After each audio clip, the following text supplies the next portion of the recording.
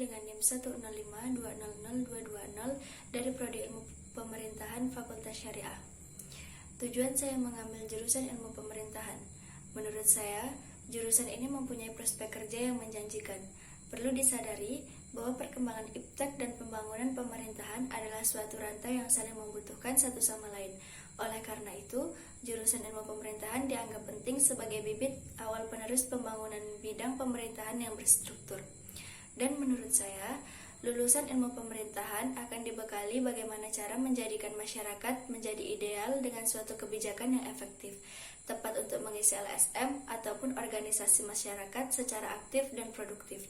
Kemudian, menurut saya, jurusan Ilmu Pemerintahan dapat mendorong lulusan di jurusan tersebut menjadi aktivis. Lalu kita mengerti mengenai situasi kondisi negara, pemerintahan terkini. Kemudian jurusan Ilmu Pemerintahan dianggap kritis dan memberi saran serta solusi yang membangun terhadap berbagai kebijakan-kebijakan publik yang dibuat oleh pemerintah yang berwenang.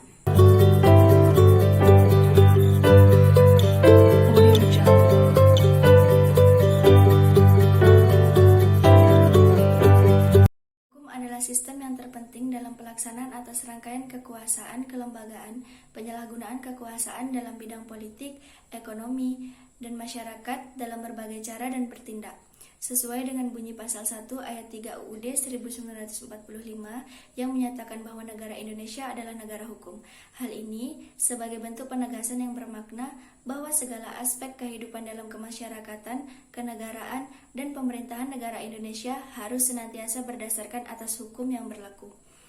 Konsep negara hukum mengantar pada tujuan terciptanya kehidupan demokratis dan terlindungi hak asasi manusia, serta kesejahteraan yang berkeadilan. Hal ini sudah dijelaskan dalam Pancasila yang kelima, yaitu berbunyi keadilan sosial bagi seluruh rakyat Indonesia. Berarti bahwa setiap orang Indonesia berhak mendapat perlakuan yang adil dalam bidang hukum, politik, sosial, ekonomi, dan kebudayaan.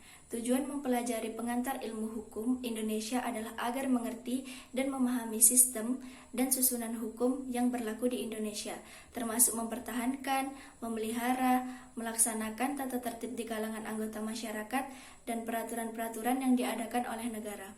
Kemudian menurut saya, apabila mahasiswa tidak memahami apa itu hukum, maka mereka tidak akan memahami keteraturan dalam masyarakat.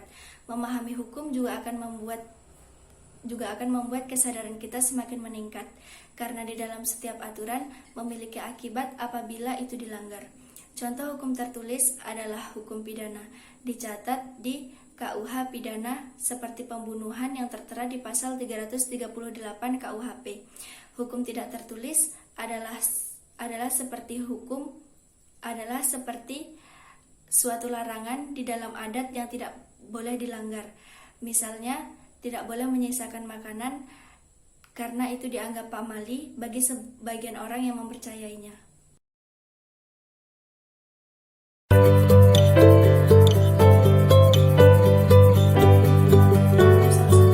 Sosiologi hukum. Sosiologi hukum adalah cabang ilmu pengetahuan yang secara empiris dan analitis mempelajari hubungan timbal balik antara hukum sebagai gejala sosial dengan gejala-gejala sosial lain. Studi yang demikian ini memiliki karakteristik, yaitu sosiologi hukum bertujuan untuk memberi penjelasan terhadap praktek-praktek hukum, seperti dalam pembuatan undang-undang, praktek peradilan, dan sebagainya. Sosiologi hukum berusaha menjelaskan mengapa praktek demikian itu terjadi, faktor apa yang berpengaruh, latar belakang, dan sebagainya.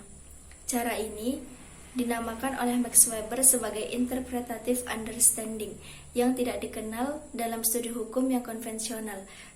Sosiologi hukum tidak hanya menerima tingkah laku yang tampak di luar saja, melainkan ingin memperoleh pula penjelasan yang bersifat internal, yaitu yang meliputi motif-motif tingkah laku seseorang.